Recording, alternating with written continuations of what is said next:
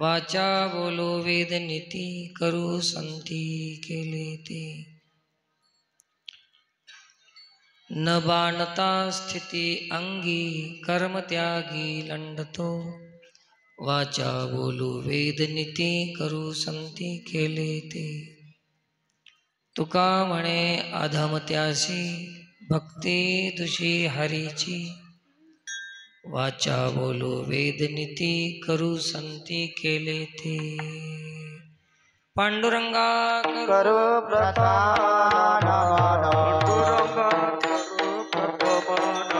पांडुरंगा करू प्रथम पांडुरंगा करू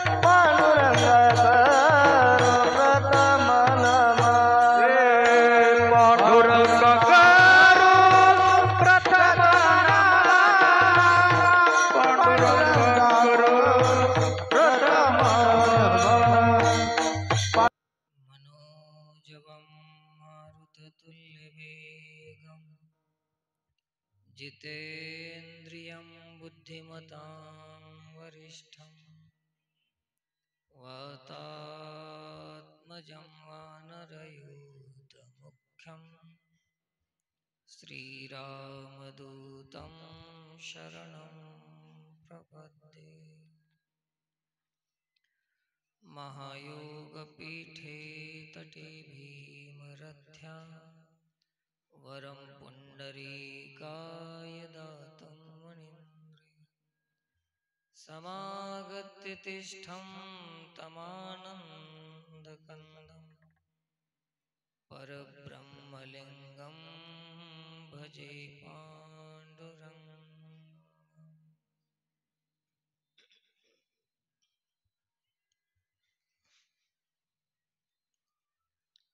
भगवत कृपेने चालू असलेल्या अखंड हरिनाम सप्ताहातली आजची 7व्या दिवसाची कीर्तन सेवा सेवेसाठी निवडलेला अभंग जगद्गुरु श्री संत तुकोबराय महाराज यांचा हा अभंग आहे. 1 तास भगवत चर्चा श्री गुरुचं स्मरण वंदन करून समस्त संत चेतनांना वंदन करून जमलेल्या भाविक संत मंडळी, महाराज मंडळी, भजनी मंडळी, श्रोते मंडळी, मातृशक्ती, लहान थोर या सर्वांनाच व्यासपीठावरून साष्टांग दंडवत प्रणाम आहे. अखंड हरिनाम सप्ताहामध्ये आपलं सर्वांचं स्वागत आहे.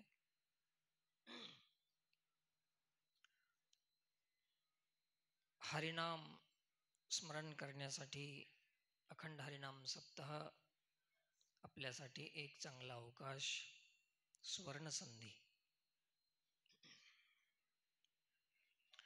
या संधीचं सोनं करण्यासाठी आपण या ठिकाणी सप्ताह ठेवलेला आहे.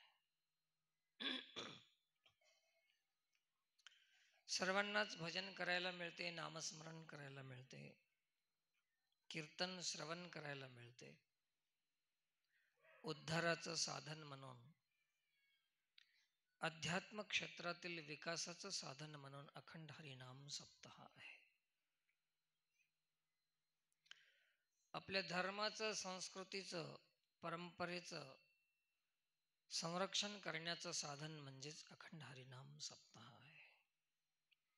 माणसाची माणुसकी, मानवता, माणसाचं कर्तव्य, माणसाचं ध्येय सुरक्षित ठेवण्यासाठी जे साधन आहे त्याचं नाव आहे अखंड हरिनाम सप्ताह आहे. माणसामध्ये परिवर्तन, स्वभावामध्ये परिवर्तन आणि नित्य अनित्याचा विचार, सत असतचा विचार करण्याची संधी म्हणजे, साधन म्हणजे अखंड हरिनाम सप्ताह आहे. असं या सप्त्याचं प्रयोजन आहे. सप्ताह करण्याच्या आधी प्रयोजन समजलं पाहिजे. याच्यासाठी 1-2 गोष्टी सांगण्याचा प्रयत्न केला. कुठलंही कार्य असावं आणि त्याच्या मागे प्रयोजन असावं. प्रयोजन नसल, नियोजन नसल, आयोजन नसल, तर ते आपण आपल्या ध्येयापासून 100 योजन दूर जाऊ शकतो. आपण प्रयोजन नाही तर आपण आपल्या परमार्थापासून, देवापासून किती दूर?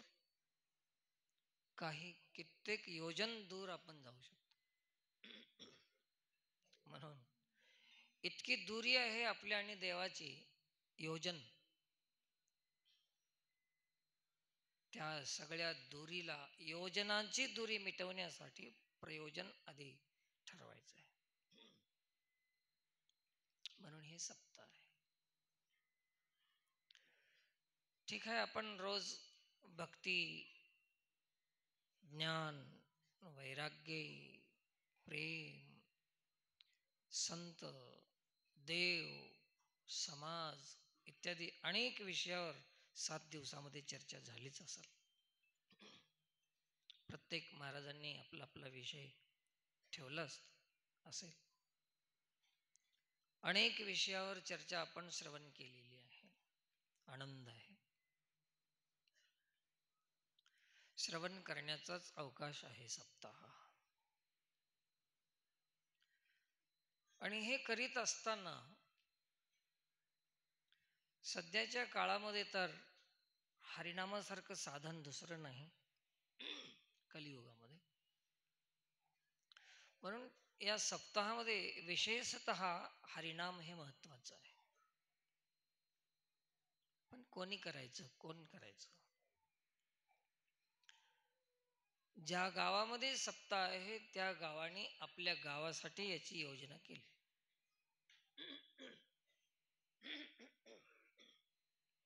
पण गंमत अशी झाली, सप्ताह नामस्मरण घडण्यासाठी आपण ठेवलेला होता आहे. पण गावोगावची अशी एक पद्धत निर्माण झाली. आता आपल्यासाठी सप्ताह आहे का कोणासाठी आहे हे अजून आमच्या लक्षातच येत नाही. सध्याच्या काळामध्ये प्रत्येक काम आहे ना, पैसे देऊन केलं जातं. ज्या ज्या गोष्टी पैसे देऊन केल्या जातात त्याला संसार म्हणतात. कीर्तन असो, भजन असो, पोथी पुराण असो, वास्तुदोष असो, शांती पाठ असो, पितृदोष काढायचा असो, यज्ञ करायचा, जे काही करायचं असो, जे जे पैसे देऊन केलं जाते, दुसऱ्याकडून केलं जाते, ते संसार आहे. आणि स्वतः करण्याचा जो विषय आहे तो परमार्थ आहे. सांगा, अनेक गावामध्ये सप्ते आहेत, परंतु स्वतः काही गावामध्ये विण्याचं बी गुत्तच दिलेलं राहते. सप्ताह कोणासाठी आहे? परमार्थ कोण केलं तर होते? स्वतः केलं तर होते. काही गावामध्ये विण्याचं बी गुत्तच, भजनाचं गुत्त, काकड्याचं गुत्त, कीर्तनाचं गुत्त काढून गावाचा गुत्ता काढून टाकला. गुत्त देऊन गावाचा गुत्ताच काढून टाकला. स्वतःसाठी काही राहिलं का? आता काहीच राहिलं नाही. महाराज सांगतात की परमार्थ स्वतंत्र आहे, स्वतःनं केला तर आहे. कारण संसाराच्या बंधनातून मुक्त व्हायचं असेल तर स्वतःलाच प्रयत्न करावा लागतो. आपुली आपण करा सोडवन, संसार बंधन तोडा. मध्ये म्हणू नका, मीच म्हणतो. तर आपलं आपणच हे झालं. भजनाचं काम झालं, आता मजच राहिला आता बोलायचं.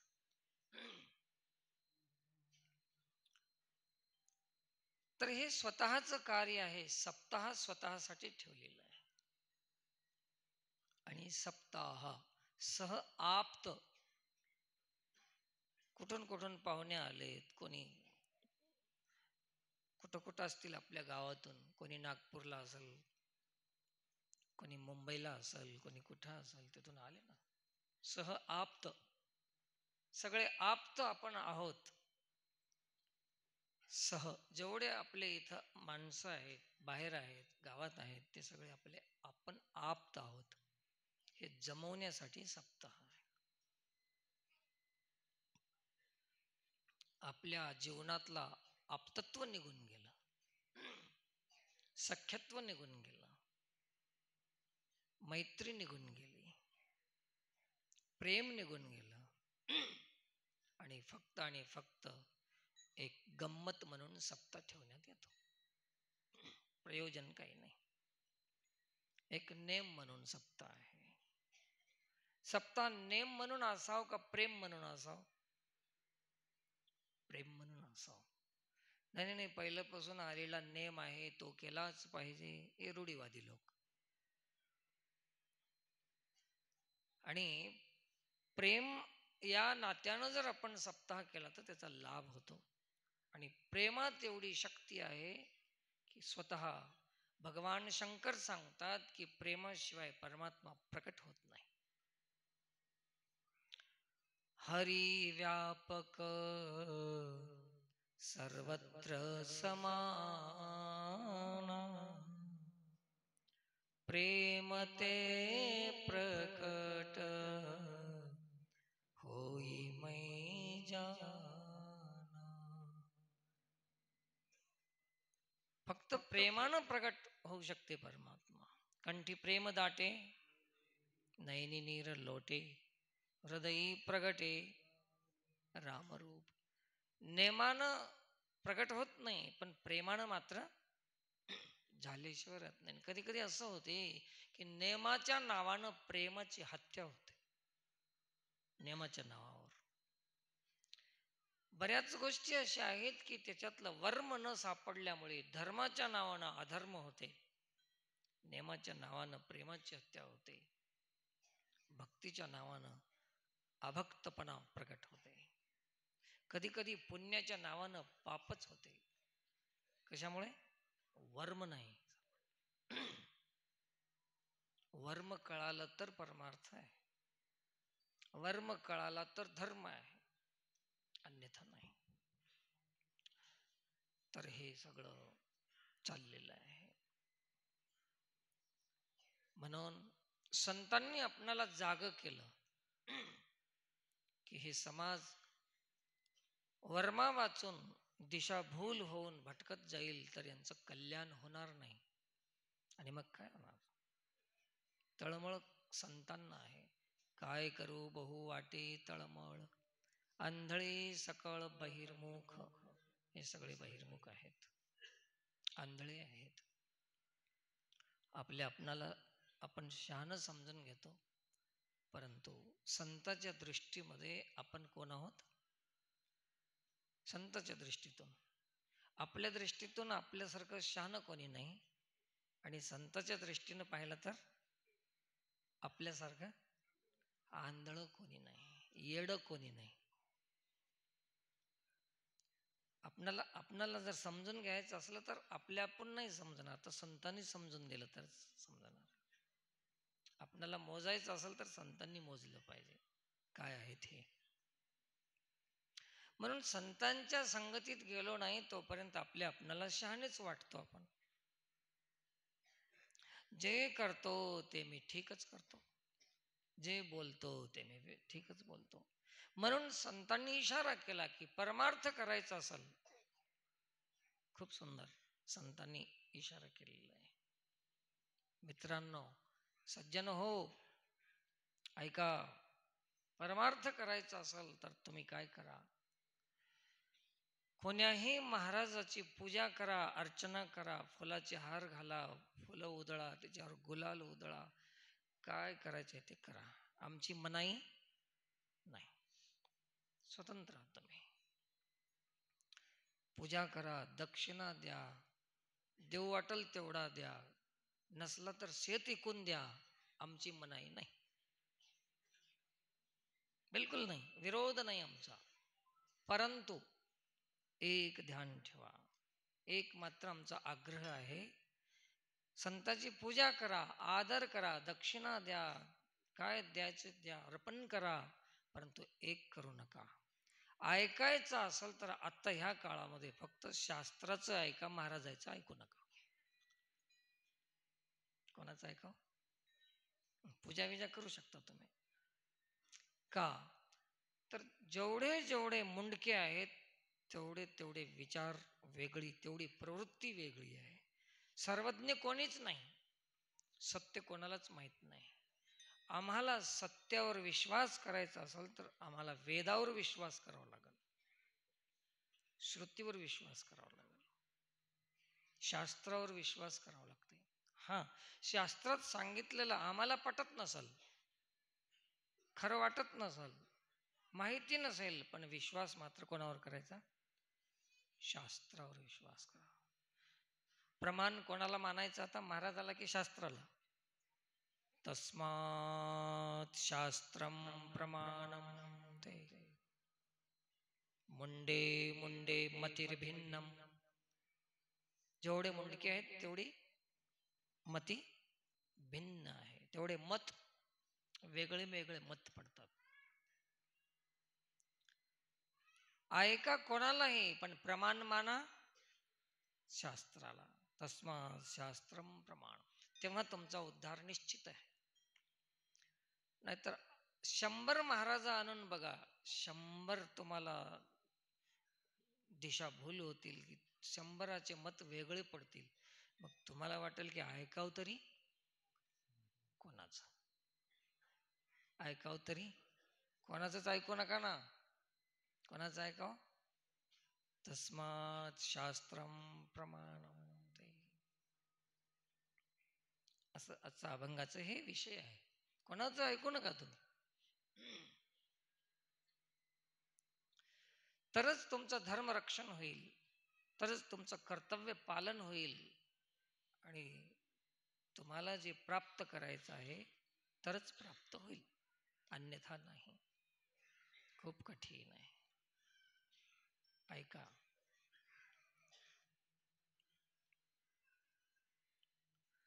कोणी भीड धरून सांगत असाल, कोणाची? कोणी भय ठेवून सांगत असाल, सांगण्यामध्ये कसं राहते? कोणी भीड धरून सांगते, कोणी भय धरून सांगते, कोणी भार होऊन सांगते. भार सांगण्यामध्ये प्रत्येकाचं वेगळं वेगळं आहे. तर महाराजांना बी खरं सांगायचं म्हणलं तर त्यांना बी विचार करून सांगावं लागतं की खरं बोलू तर काय होईल. आज चर्चा झाली ना, महाराज लोकांना जर खरं बोललं तर दुसरी बार त्याचं कीर्तन गावात राहीना. एक, आणि त्यानं ज्याच्यासाठी कीर्तन करायलंय ते साध्य होय ना. मग खरं बोलावं की खोटं बोलावं?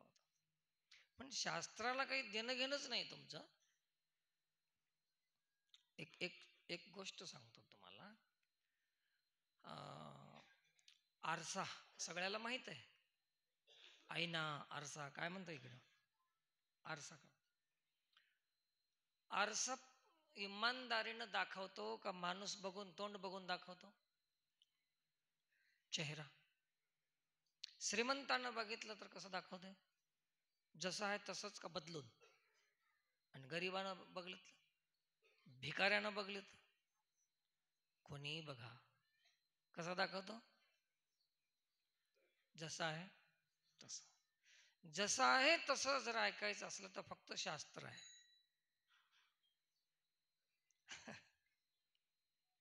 ते माणसामध्ये नाही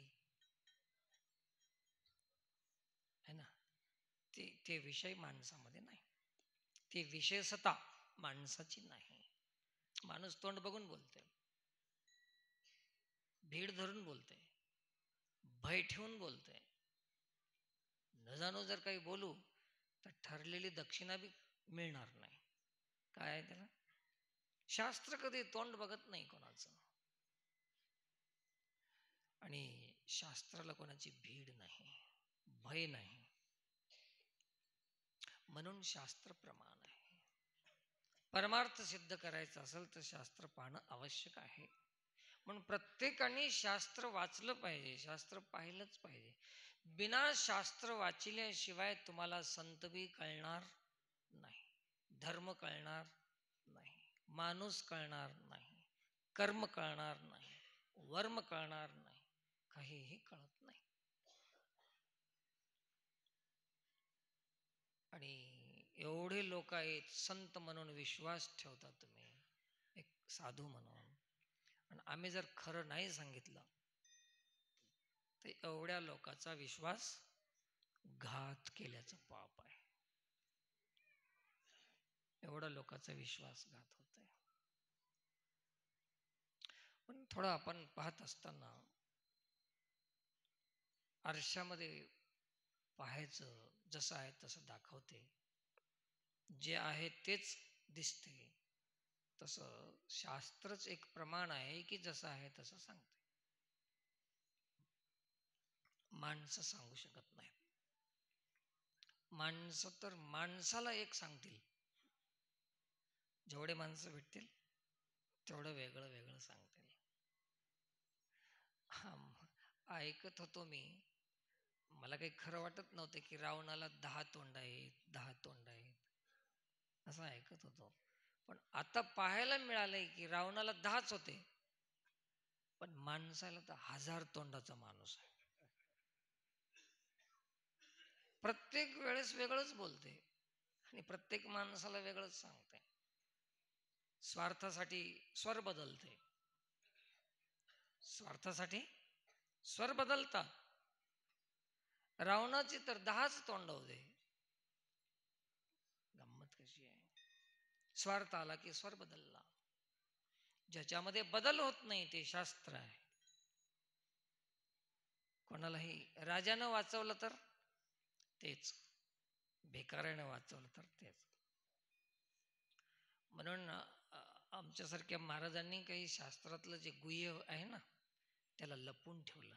तुकोबाराय सांगाले, अर्थ लोपले पुराणी, नाश केला शब्दज्ञानी, विषय लोभे मन साधन हे बुडविले, नाश केला शब्दज्ञानी. शब्दाचं चातुर्य आहे. एक शब्द जाळ आहे, जाळ जाळ शब्दाचं, समाजावर फेकलं की समाज त्या जाळ्यामध्ये येते, अडकून बसते. आणि मग या समाजाचं काय करायचं आहे ते करून घेते त्यांना. उपयोग आधी गुंतवायचं, पुढचं म्हणत नाही मी. शब्दानं जाळ टाकून समाजाला आपल्या ताब्यात घ्यायचं, वश करायचं, आणि मग त्याचं शोषण करण्याचा प्रयत्न करायचा. आता वश झाल्यावर शोषण करणार, त्याला शिकवायचं. तन मन धन देहगुरूला अर्पण. मन म्हणायचं, त्यानं तीनदा तीनदा म्हणायला लावायचं, त्याला तयार करायचं, आणि मग म्हणायचं की आता हे सगळं कोणाचं आहे, गुरुचं आहे, आता तुझं काही राहिलं नाही. वश करायचं. संत जगाला पोषण देणारे संत आहेत, शोषण करणारे ढोंगी आहेत, शोषण करणारे पाखंडी आहेत, संतांचं म्हणणं आहे.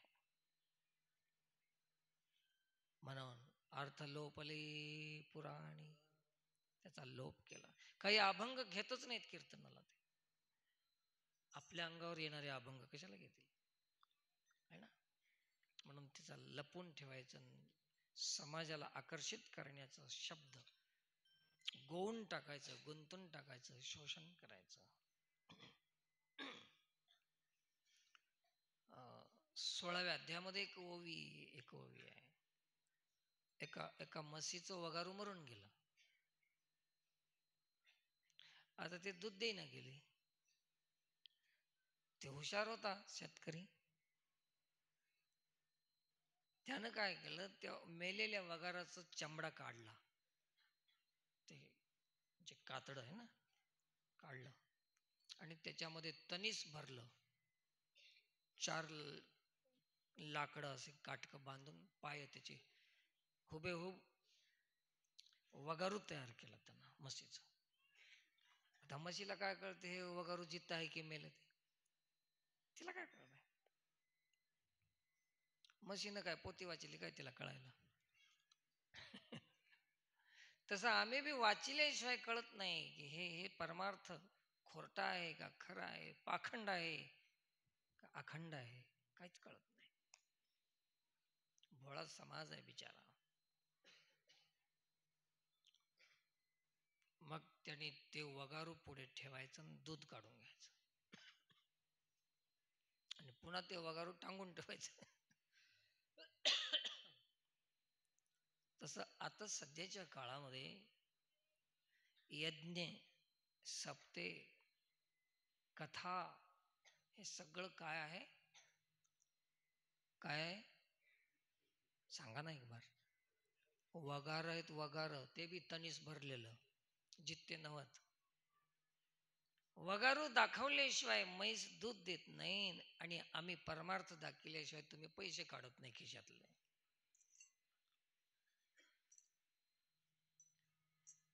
म्हणून त्या वगाराला एक आपल्या एक म्हण आहे, इकडे जास्त म्हणतात, येड्या म्हशीचं वगार. असा हे समाज. कुठवर घात करायचा, कुठवर अन्याय करायचा, कुठपर्यंत शोषण करावं समाजाचं, किती पाप करायचं. म्हणून जगद्गुरु तुकोबराय म्हणाले की धर्म पालन होईना गेला पाखंडी लोकांमुळे, तर आम्हाला आता याच्यासाठी प्रयत्न करावं लागतंय. आम्हाला याच्यासाठी आता मेहनत करावं लागतंय. म्हणून आजच्या अभंगात महाराज सांगतात, धर्म रक्षावयासाठी, धर्म रक्षावयासाठी, धर्म रक्षावयासाठी, धर्म रक्षावयासाठी, धर्म करणे आटी आम्हासी. आम्हाला काही गोष्टी अशा आहेत की कुछ पाने के लिए कुछ खोना पड़ता है की नाही? एक सत्य आपणाला प्रकट करायचं असेल तर त्याच्यासाठी बलिदान द्यावं लागेल. कोणाला तरी बलिदानाची गरज आहे. असं इतकं सोपं नाही. सत्य समजून देणं, सत्य प्रगट करणं, सत्य समोर ठेवणं, सत्य स्वीकार करणं. बोलणं येऊ शकते पण स्वीकार कठीण आहे. त्याच्यासाठी बलिदान. कशाला? संतांना करणे आटी आम्हासी याचा शब्द असा आहे की आम्हाला सगळं त्याग करावं लागेल त्याच्यासाठी, हे सत्य सांगण्यासाठी. तरच लोक ऐकतील ना.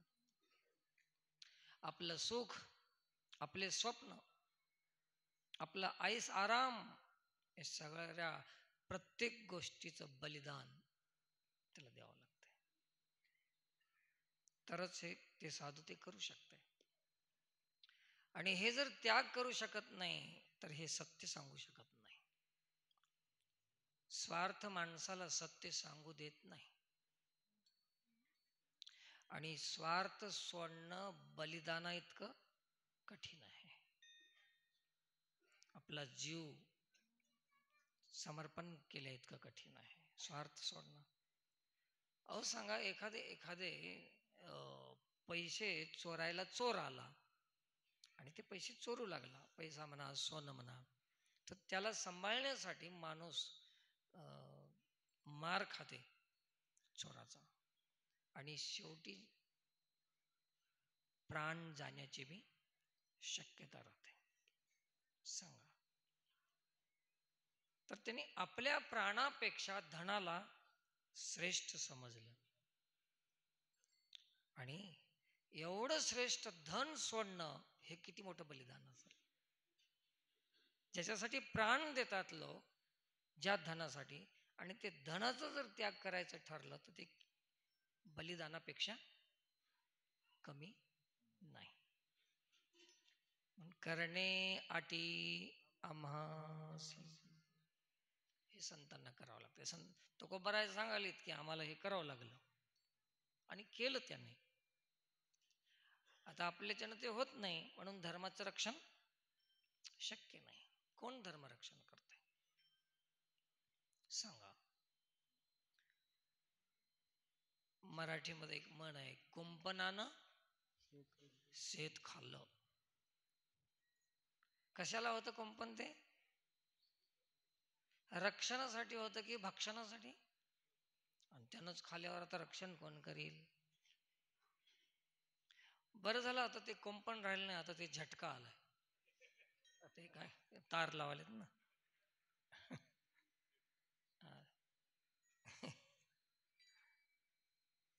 तर तसं धर्मरक्षण करायचं असेल तर रक्षण करणाऱ्यानं त्याग करावा लागेल, तर त्याचं रक्षण होईल. बऱ्याच गोष्टीचा त्याग करावा लागेल. आपले इंद्रियाचं सुख त्याला सोडताना किती त्रास होते, माऊलीने वर्णन केलेलं आहे. पाण्यातली मासोळी काढून उन्हामध्ये वाळूवर टाकल्यानंतर पाण्यापासून बाजूला काढत असताना त्या मासोळीला किती त्रास होते, तेवढं विषयापासून इंद्रियाला काढताना तेवढं दुःख होते. माऊलीचे हे दृष्टांत आहेत. किती दुःख होते बघा. गाईच्या कासातून दूध पिणारं वासरू बाजूला काढताना त्याची ओढ कुणीकडे राहते? त्याच्या तोंडात हात घालून काढावं लागते. हे तुम्हाला तर हे तर माहितच आहे सगळ्यांना. पाय तुडीते, त्याच्या तोंडात हात घालून बाजूला काढून वडून बांधावं लागते. तर त्या वासराला त्या गायीपासून काढताना किती त्रास होते, तेवढं आपल्या इंद्रियांना विषय सोडताना त्रास होते. कोणता बी विषय, बिडी सोडताना तेवढा त्रास होते, तंबाखू सोडायचं म्हणलं तर तेवढा, पुडी सोडायची म्हणलं तर, विषय भोग सोडायचे मेल्यासारखा त्रास होते त्याला. माऊलीचे दृष्टांत खोटे आहेत का? माऊलीचे दृष्टांत नाहीत ना, खरे आहेत. किती त्रास होते. एकुलतं एक बाळ आईच्या पडून काळानं घेऊन गेलं तर त्या आईला किती त्रास होते, तेवढा त्रास विषय आसक्ती सोडताना माणसाला, जीवाला तेवढा त्रास होते. आणि संत सांगालेत की एवढा त्रास आम्हाला सोसावं लागते तर धर्माचं रक्षण होते. करणे आठी आम्हासी, असं सोसायचं असेल त्यांनी महाराज व्हाव, संत व्हाव. आता आम्ही सांगायसाठी झालो, महाराज तर होऊ शकत नाही. सोसत नाही थोडं. आणि काही मग सोसत नसल्यामुळे काही लोकांना तर आत्महत्या करून घ्यावं लागली. ना देव ना संसार, एवढा त्रास सोसणं म्हणजे बलिदानापेक्षा कमी नाही. तर हेच बलिदान आहे संतांचं, जीव दिल्यासारखं. मग हे आता सध्याच्या काळामध्ये हे त्रास सोसायला कोणी तयार आहे का? जर तयार नसल तर त्याचा परिणाम समाजावर होणार नाही.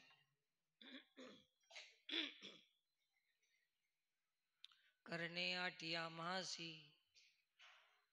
अशी अशी मेहनत करावं लागेल, असं बलिदान करावं लागेल. कोणतीही गोष्ट आता सांगायला गेलं तर प्रत्येक गोष्ट काय वाटते की आता चालू असलेल्या प्रवाहाच्या विरुद्ध असल्यामुळे विरोध केल्यासारखं वाटतंय. एक धार आहे, प्रवाह आहे एक, आणि त्या प्रवाहाच्या विरुद्ध दिशेनं जाणं किती कठीण असेल. तसं आता कीर्तनात सत्य सांगणं प्रवाहाच्या विरुद्ध जाणं आहे.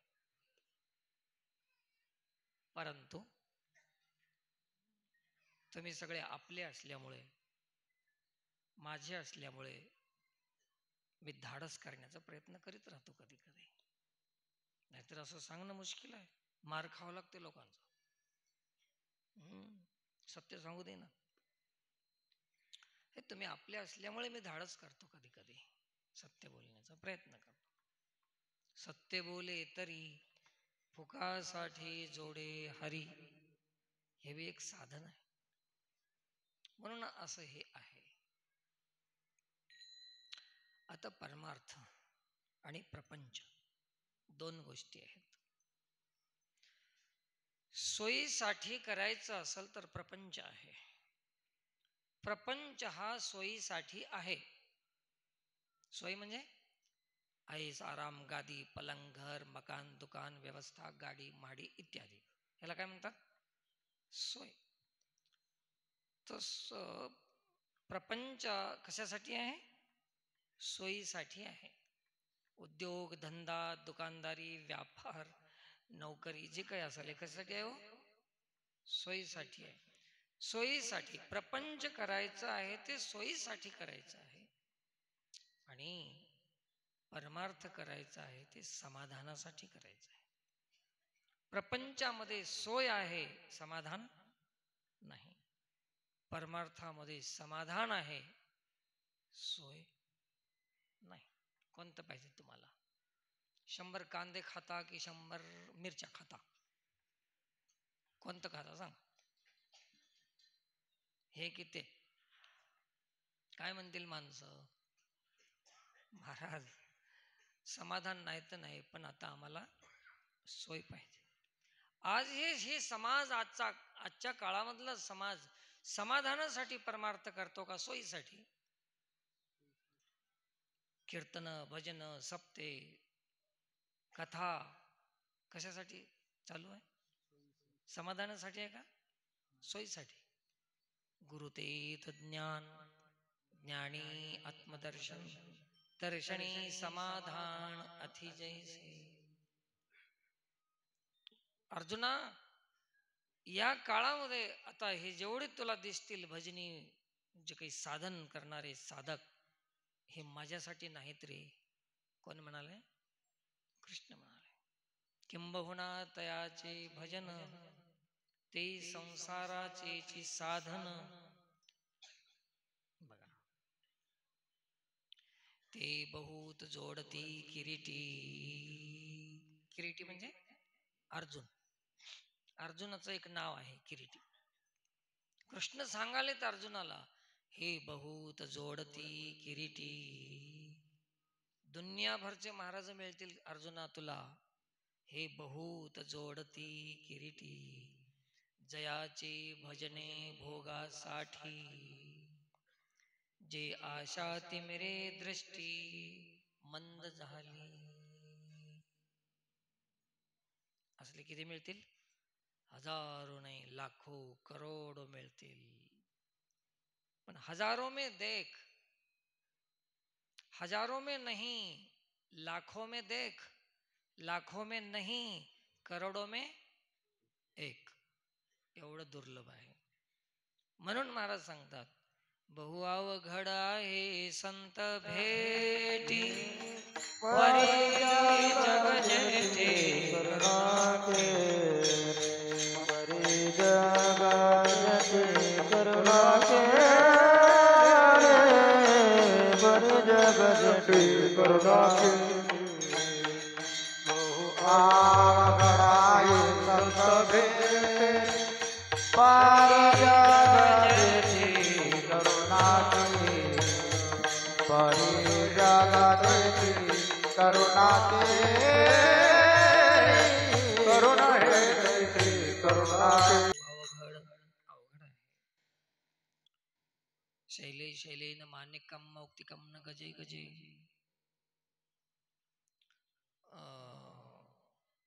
चंदनम न वने वने, साधो नहीं सर्वत्रम, चंदनम न वने वने.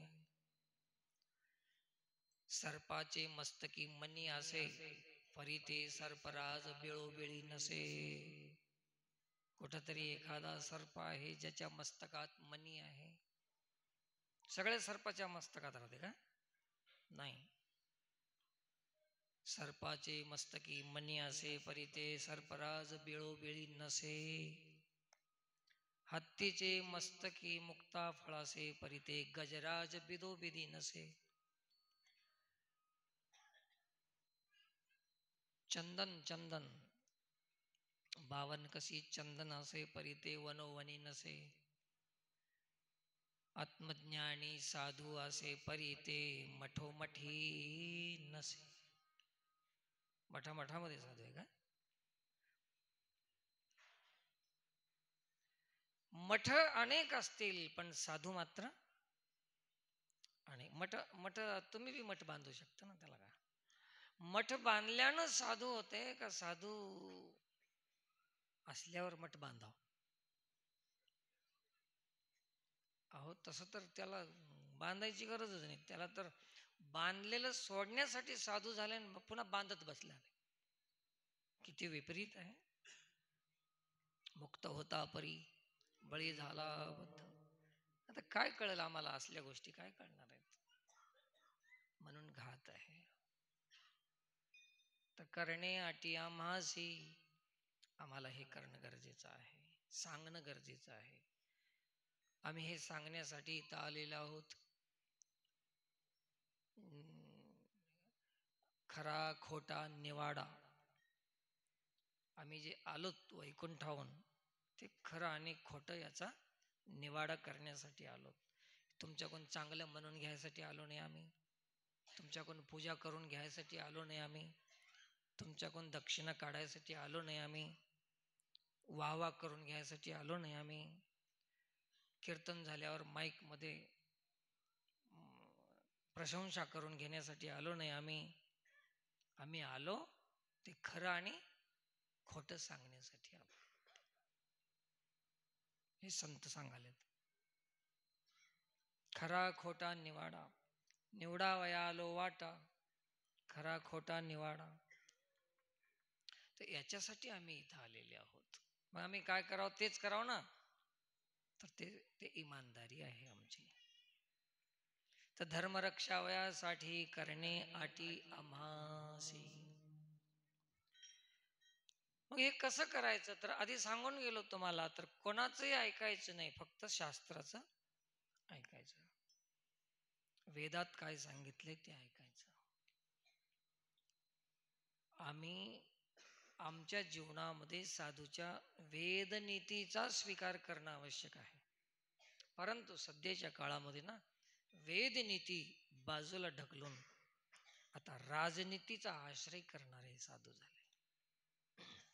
कलियुगातली महिमा आहे. असं बंधू बंधूचा घेती प्राण, एक ओवी आहे का? बंधू बंधूचा घेती प्राण, भाऊ भावाचा जीव घेईल. बंधू बंधूचा घेती प्राण. गुरु शिष्यात विकल्प पूर्ण. पैशासाठी गुरु शिष्यामध्ये भांडणं लागलेत कुठं कुठं पैशासाठी. काही काही शिष्य तर गुरु कवा मरते की म्हणून वाट बघायला, कवा उत्तराधिकारी होईल. एक दोन गुरु शिष्य होते, त्याची मर्यादा लईच ठेवायचा. ते गुरुनं एकदा परीक्षाच बघितली. एक गुरु लईच मर्यादा करायला. गुरु वरी बसले बाजावर की त्यांना खाली बसायचं. गुरुनं विचार केला, मी खाली बसल्यावर कसं करते बघूत. मग गुरु खाली बसले चटईवर, तर त्यांनी चटई काढून जमिनीवर बसला. गुरुनं पुन्हा पुढची परीक्षा घेतली. आपण चटई काढली आणि जमिनीवर बसले. तर शिष्या काय केला, थोडासा खड्डा करून त्याच्यात बसला. मर्यादा बघा शिष्याची. मग गुरुनं काय केलं की त्याच्यापेक्षा मोठा खड्डा करून मध्ये बसले. आता कुठं बसते बघूत. शिष्याने विचार केला की आता याच्या पुढे आपली मर्यादा संपली. आणि शिष्य आयता खड्ड्यात बसल्या म्हणून वरून ढकललं माती. झाली मर्यादा संपली. अशी वाट बघायला.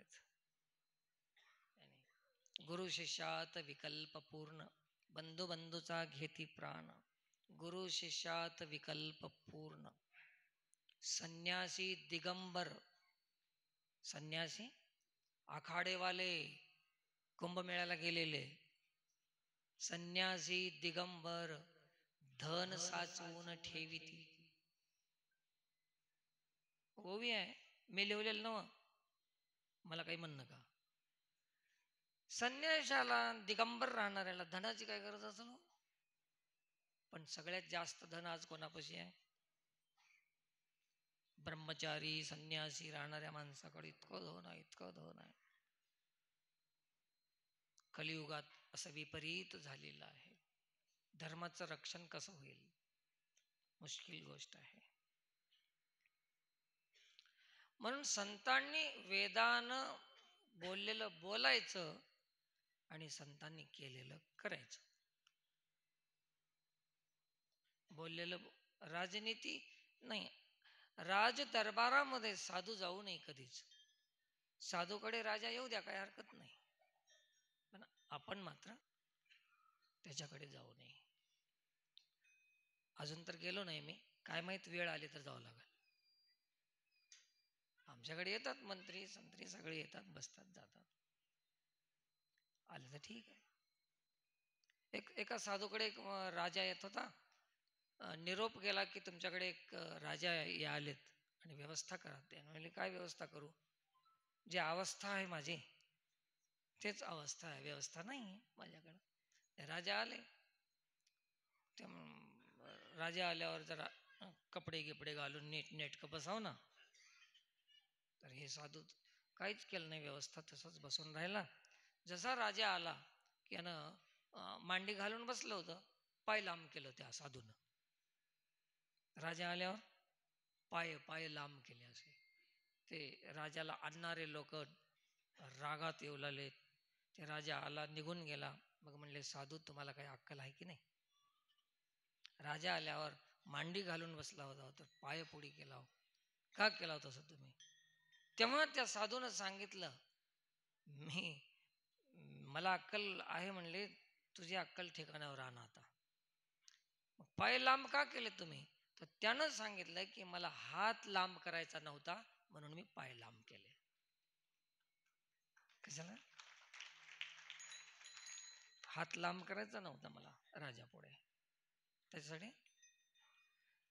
आता आम्ही पाय जवळ घेतो आणि हात लांब करतो.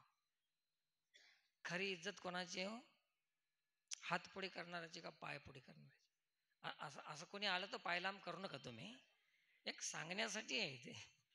नाही तर तुम्ही कोणी बी आलं की पायच लांब करून बस, असं नाही करायचं. तर हे वेदनीती आहे, राजनीती नाही. साधूकडे त्यांच्याकडून काम घ्या, समाजाचं काम करा. जगद्गुरु तुकोबारायाकडे छत्रपती शिवराया आले, सोनं नाणं पैसा घेऊन संपत्ती घेऊन आले. त्यावेळेस त्यांनी सांगितलं की हे आम्हाला नको, आहे की नाही. हे आम्हाला मृत्तिके समान आहे, मातीसारखा आहे. राजानं सांगितलं मग मी हे काय करू. जनतेच्या सेवेसाठी उपयोग करा त्याचा, आहे की नाही. गावात मंदिर नसल, सभा मंडप नसल, शाळा नसल, शाळेची चिंता करा, काळजी घ्या. महाराज लोकांचे मठ मोठे करून उपयोग नाही. लेकरायची व्यवस्था कुठं होत्या, शाळा पडीत पडून चालल्या आणि मठ रंगत चालले. जिथं व्यवस्था पाहिजे तिथं आमच्या देशात व्यवस्था नाही, आणि जिथं काही गरज नाही तिथं हे लोक आमचे हे शहाणे लोक तिथं भरपूर देतात, जिथं काही गरज नाही. आता सांगा, माझं तुम्हाला कसं वाटते बोलणं. खरं सांगायला वाटायला का विरोध करायला वाटायला. वाटणं गेले उगा म्हणाला होतं, विरोध करायला वाटायला. कित्येक शाळा अशा आहेत की त्या शाळेमध्ये पाणी पिण्याची व्यवस्था नाही, बसायला तिथं बेंच नाही, व्यवस्था नाही, स्वच्छता नाही, झाडं नाहीत, सावली नाही. हे आम्हाला दिसत नाही. आम्हाला असं वाटते की एखाद्या साधूला आम्ही 10-5 हजार दिले की केलेलं पाप सगळं आमचं गेलं. या उद्देशानं शाळेत दिलं तर पाप वाढते का? देणं. आमच्या गावची शाळा डेव्हलप करा, आमच्या गावची स्मशानभूमी विकसित करा, सुशोभित करा, आमच्या गावचे मंदिर त्याचा विकास करा, मंडप करा. हे काम आम्हाला दिसत नाही. सांगा, आपल्या धनाचा सदुपयोग आहे का? जिथं गरज नाही तिथं आम्ही जमा करतो, आवश्यकता नाही. तुकोबाराय म्हणतात की शिजल्यावर जाळ घालाव का? शिजल्यावर. आमचं तेच चाललेलं आहे, जिथं गरज नाही तिथं वतायचा पैसा. हे राजनीती आहे, पण वेदनीती हे नाही. तर महाराज सांगितले की वेदनीतीनं वागा. वाचा बोलू वेदनीती, करू संती केले ते.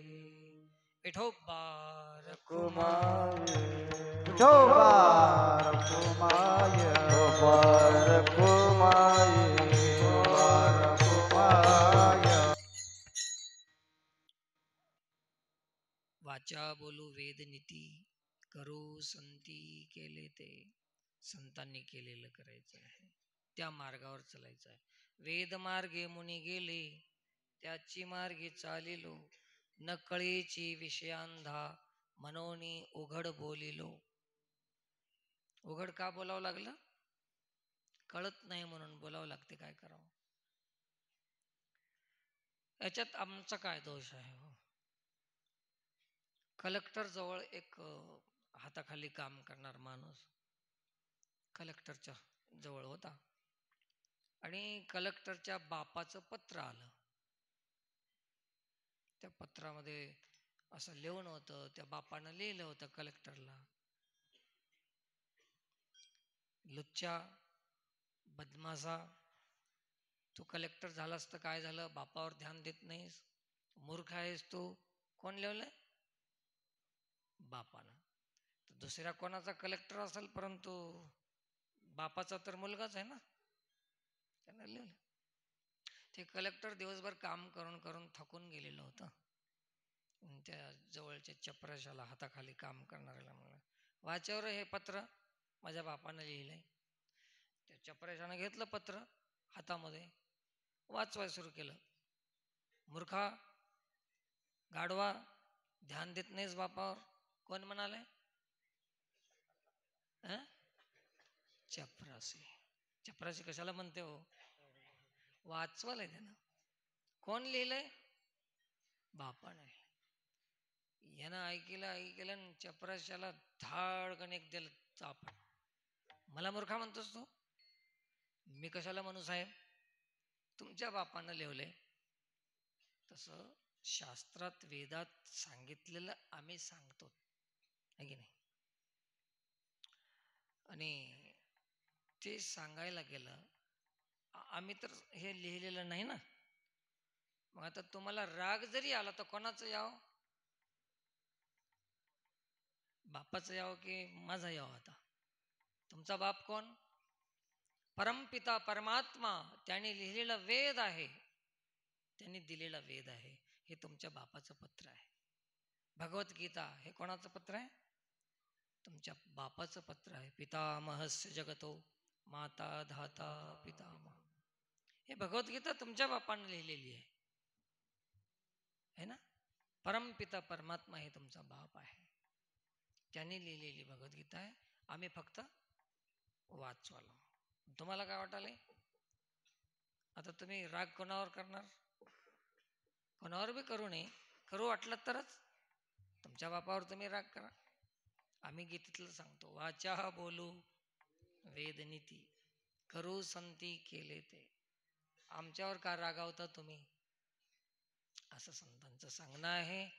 म्हणून आपल्या जीवनामध्ये कर्तव्य आपण करीत जाऊ, आहे की नाही? प्रत्येक माणसाचं कर्तव्य आहे, प्रत्येकाने ठरवा की मी कशाच्या उपयोगाला येईन का, काहीतरी माझा उपयोग होईल का, असं सगळ्यांनी ठरवायचं आहे की नाही? जर आपण कोणाच्या उपयोगाला येत नसाल तर आपलं जीवन व्यर्थ आहे. कोणाच्याच कामाला येत नसाल तर दुसऱ्याचे काम बिघडून टाकणं कोणाला बी येऊ शकते, पण कोणाच्या कामाला येणं हे मात्र कठीण आहे. किसी के काम जो आए उसे इंसान कहते हैं. दुसऱ्याच्या कामाला यावं. तुम्ही कामाला या, तुमचं धन कामाला येऊ द्या, तुमचं मन कामाला येऊ द्या, तुमचे विचार कामाला येऊ द्या दुसऱ्याच्या, आहे की नाही. संपत्ती जर आपली दुसऱ्याच्या कामाला आली तर आपली ममता नावाचं विषय कमी होते. आणि आपण स्वतः जर कामाला लागलो सेवेमध्ये तर आपली अहमता कमी होते. संपत्ती लावली तर ममता कमी होते आणि आपणालाच सेवेत लावलं तर अहमता आणि ममता दोन्ही जर तुम्हाला कमी करायचे असतील तर ह्या दोन्हीला सेवेमध्ये लावा. असं लावणं गरजेचं आहे, कर्तव्य आहे. प्रत्येक माणूस म्हणते मला काय करायचं आहे ह्याच्याहून. कोणाचं काय का होईना, एकाचं घर पेटलं आणि ती शेजाऱ्याला हाक मारली की घर पेटलं हो, घर पेटलं. ते शेजारी घरात झोपून म्हणाले पेटलं तर काय झालं, माझं पेटलं का, हा तुझं पेटलं म्हणून आराम झोपी गेलं पांघरून. आता त्याचं इजवाय कोणीच गेलं नाही आणि ते पेटलं, सगळं जळत जळत जळत काय झालं, कोणत्याला धरलं आता, मला काय करायचं आहे म्हणणाऱ्याला धरलं. मग यानं दुसऱ्याला सांगितलं, त्यानं म्हणलं मला काय करायचं आहे, तुझं पेटलं, त्यानं झोपी गेलं. मग हे जळणं झाल्यावर कुठे गेलं, आता शेजाऱ्याचं घर म्हणल्यावर तेवढ्याच जवळचं म्हणल्यावर पेटणार की नाही. त्यानं म्हणलं मला काय करायचं, यानं म्हणलं मला काय करायचंय, त्यानं म्हणलं मला काय करायचंय. काय झालं, संपूर्ण गाव जळून गेलं. तसं आम्ही सगळे असे बसलाव की धर्मासाठी या समाजामध्ये जिथं अन्याय होते, अपराध होतात, अधर्म होते, आम्ही डोळ्यानं पाहतो, पण आम्ही असं म्हणतो की मला काय करायचंय, मला काय करायचंय. परंतु आज त्याच्यावर अन्याय व्हायला आहे. तुम्ही जर तुमचं कर्तव्य नाही निभवलं तर तेच अन्याय उद्या तुमच्यावर होणार आहे. शेजाऱ्याचं घर नाही इजवलं तर आपलं पेटणारच आहे. म्हणून सगळ्याचं कर्तव्य आहे, जेवढं जमते तेवढं तर करा ना. माणसं ह्या न्यायानं बसलेले आहेत, आम्हाला काय करायचंय, आम्हाला काय करायचंय असं म्हणू नका. कोंबड्याची मीटिंग सांगतो मी कधी कधी.